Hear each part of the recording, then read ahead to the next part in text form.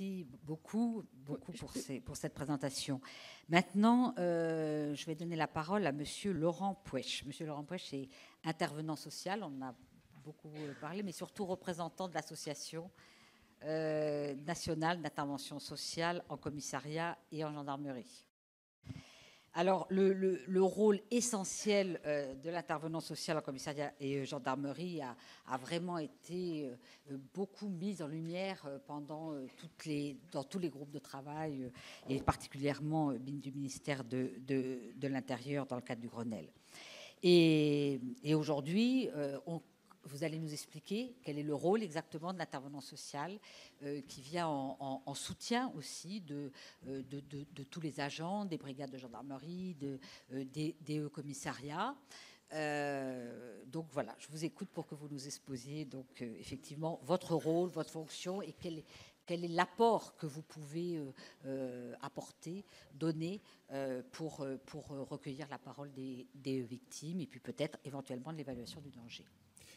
Bien, je vais commencer par juste une précision. Je l'ai été, mais je ne le suis plus. Voilà. J'ai été jusqu'en 2015, mais aujourd'hui, je suis chargé de mission de l'association. Et par contre, je travaille avec les intervenants sociaux en commissariat et gendarmerie au niveau national, puisque l'association a pour fonction d'animer le réseau des 271 professionnels qui sont aujourd'hui sur les territoires, répartis de façon pas tout à fait harmonieuse, pas partout. C'est un des enjeux du Grenelle, c'est notamment de passer un cap significatif dans le déploiement de ce dispositif. En tout cas, c'est l'espoir que nous avons, c'est les propositions que nous avons portées dans ce Grenelle-là, et avec un écho et une unanimité sur l'idée que ce dispositif est intéressant et qu'il a besoin de se déployer encore et d'être renforcé. Dire ça veut dire que d'abord, je vais vous dire d'où vient ce dispositif. Rapidement, les années 90, l'idée qu'en commissariat et gendarmerie, on rencontre des situations qui sont des fois exclusivement sociales et pourtant s'adressent aux policiers et aux gendarmes. De ce constat naît l'idée que peut-être qu'on pourrait implanter un poste de travailleur social en commissariat et gendarmerie pour aller à la rencontre d'un public dont on va s'apercevoir avec le déploiement de ce dispositif, c'est qu'il n'est pas forcément connu des dispositifs et des services sociaux auprès desquels, pourtant, il pourrait prétendre du soutien. Donc, l'idée de ce dispositif, c'est l'idée de se porter à la disposition d'un public qui peut être en difficulté sociale, psychosociale, mais qui n'est pas avec des acteurs dont la mission et le cœur de métier est de faire du travail social et de l'intervention sociale. Ça, c'est l'histoire qui fait qu'on est dans les années 90 sur les premiers postes, qu'on arrive au début des années 2000 avec une vingtaine à trentaine de postes, et puis qu'on a un déploiement qui maintenant s'est très accéléré entre 2000 et 2019, allant jusqu'à 2019, puisqu'on est aujourd'hui à 270 postes. Donc il y a une vraie progression de ce dispositif,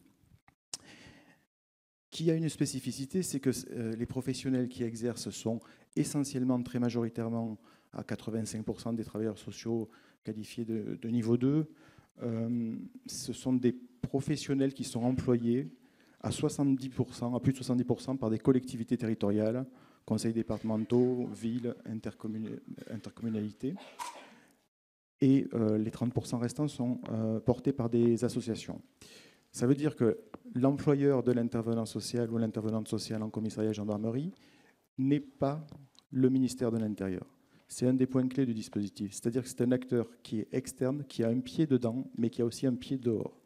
Ce qui fait que sa position peut être tout à fait intéressante pour avoir une lecture aussi de ce qui se produit.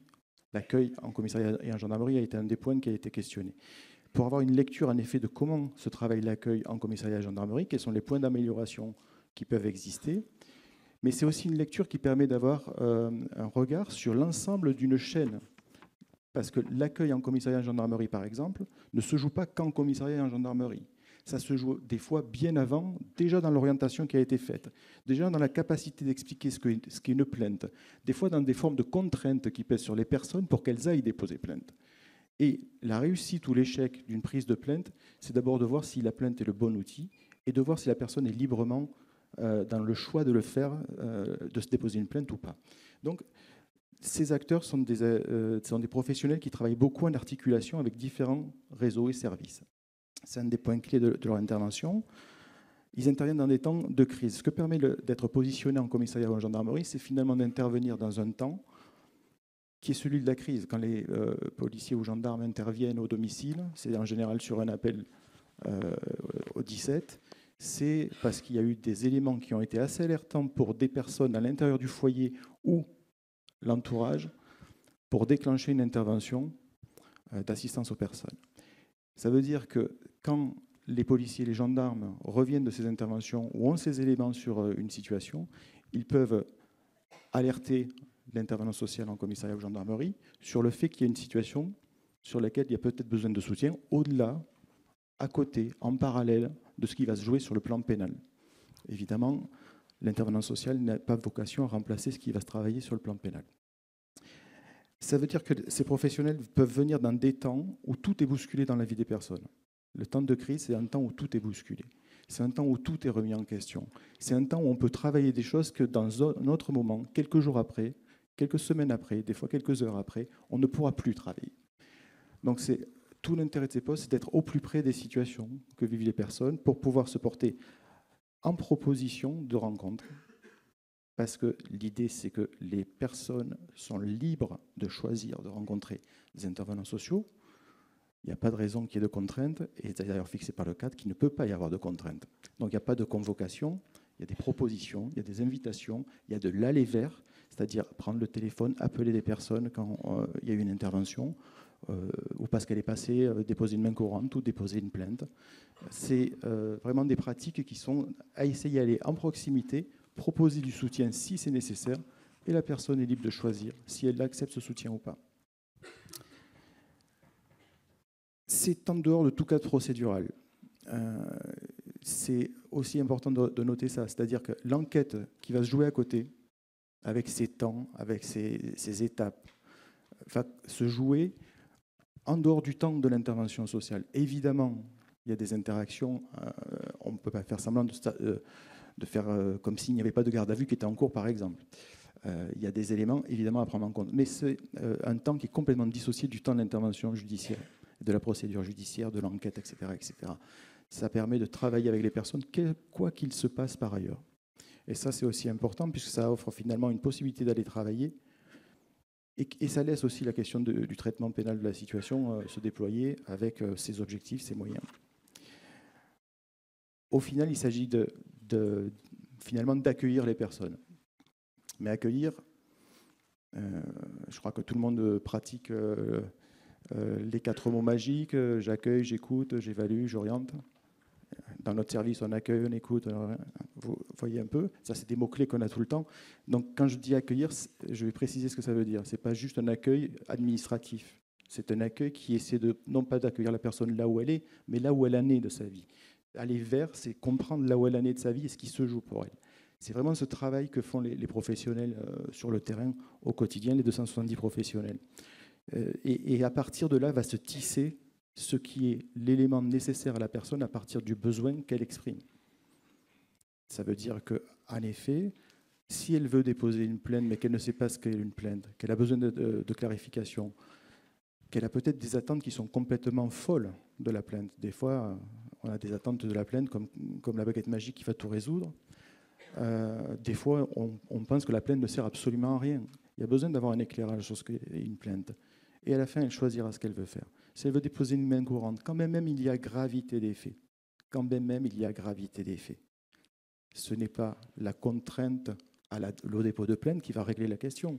Si elle veut faire une simple main courante, la procédure judiciaire a les moyens de déclencher l'action publique et d'intervenir. Donc l'idée, ce n'est pas quand on parle d'accompagnement à la plainte, qui est un des rôles importants de ces professionnels, ce n'est pas d'amener les gens à la sortie du bureau à aller déposer une plainte, c'est leur permettre de déposer une plainte s'ils sont sûrs qu'ils veulent déposer une plainte et s'ils ont bien compris les enjeux de la plainte.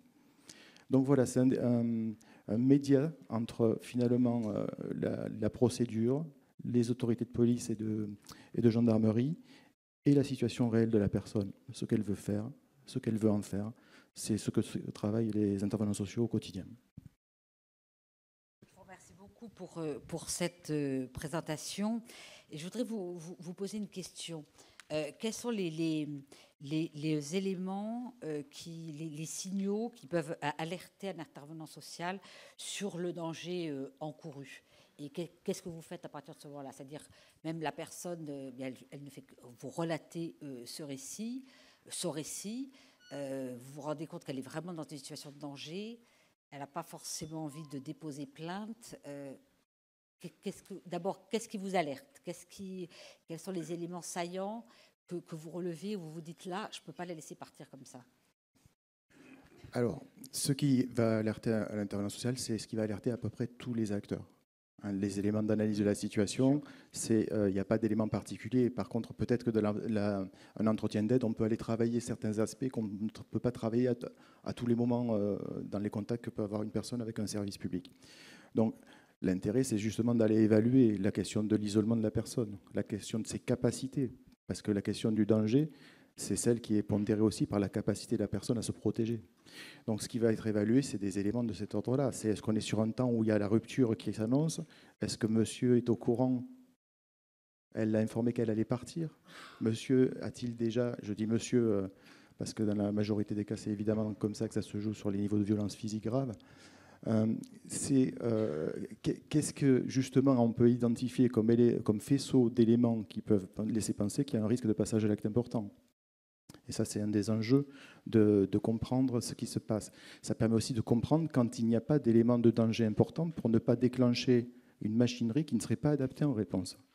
C'est-à-dire que là aussi, l'évaluation, c'est voir où en est la personne et pouvoir évaluer un niveau de risque de danger dans lequel elle est. Et c'est bien ce qui se travaille dans un entretien aussi. Au-delà des besoins de soutien, est-ce qu'elle a des capacités à trouver du refuge dans l'entourage?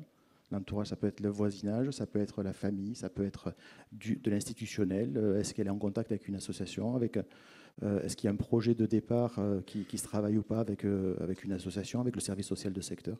C'est tout ça qui va permettre d'évaluer un petit peu non seulement les éléments de danger qui sont présents dans la situation, mais aussi les capacités d'action de la personne.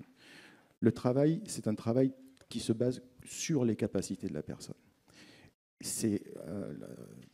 La dignité des personnes, c'est d'abord les considérer comme des personnes capables, et la première chose dont elles sont capables, c'est de leur propre protection. Pour se protéger, elles ont des fois besoin d'aide, et le fait qu'elles soient déjà venues, en général, dans un commissariat, une gendarmerie, ça dit que ce sont des personnes qui ont montré leur capacité à se protéger. C'est peut-être insuffisant, c'est peut-être pas adapté au regard de la situation, mais ça part de ça, la capacité de protection, parce que le danger, en face, il y a une capacité de protection des personnes. Donc c'est bien ce qui va être mesuré par les professionnels pour produire un accompagnement. Et je vais élargir, ça peut permettre aussi de travailler sur, pas seulement la personne qui se présente au service, c'est aussi travailler sur la question des enfants dans le domicile. Ça peut être tout à fait abordé, justement, à travers ce qu'une mère, une femme victime de violence et mère d'enfants, comment ça se passe à la maison, comment elle le gère, comment elle fait pour essayer de protéger les enfants d'un niveau de violence dont elle perçoit peut-être ou peut-être pas le niveau de risque pour les enfants. Ça permet de travailler sur tout l'environnement. Ça permet aussi de comprendre comment fonctionne la personne qui passe à l'acte dans le foyer, c'est-à-dire l'homme, si on prend le cas majoritaire, savoir comment cette personne passe à l'acte, savoir quels sont ses réseaux à lui. On sait que si jamais la personne est très isolée et que tout ne tient qu'au fil du lien conjugal, c'est un des points où le risque s'accentue d'un passage à l'acte grave et violent. Savoir aussi qu'on peut, de la place des intervenants sociaux, travailler aussi avec les mises en cause, les personnes qui sont soupçonnées. Ce n'est pas une entrée simplement victime, c'est une entrée sur la difficulté sociale et psychosociale que rencontrent les personnes, et ça ouvre à tous les publics.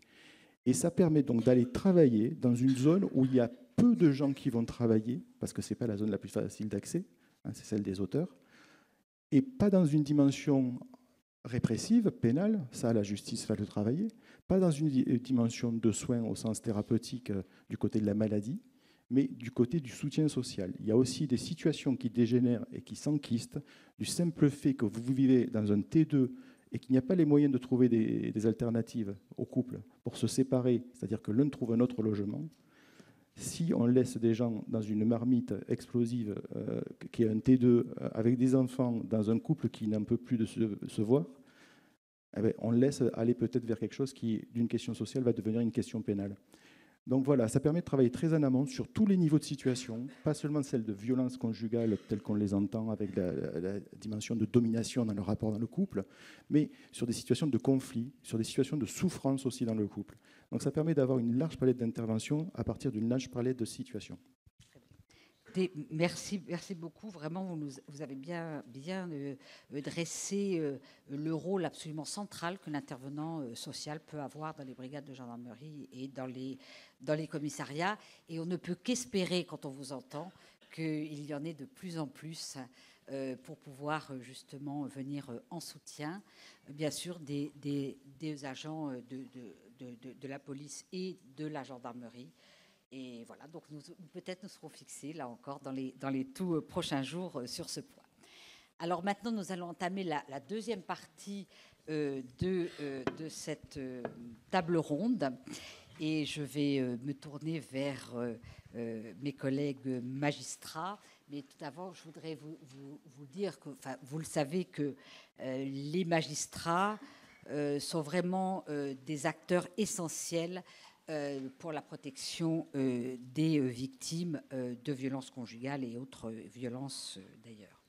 Et j'aime bien rappeler d'ailleurs la circulaire de la garde des Sceaux, ministre de la Justice, Nicole Belloubet, du 9 mai 2019, qui a fait une circulaire particulière sur les violences faites aux femmes et qui a rappelé l'importance de la formation des magistrats et je la cite, préalable nécessaire à la mise en place d'une véritable culture de la protection des victimes. Alors nous allons entendre tout d'abord Isabelle Rome, qui est haute fonctionnaire à l'égalité femmes-hommes du ministère de la Justice, qui va nous présenter les conclusions un petit peu, enfin rapidement, mais du rapport de l'inspection générale de la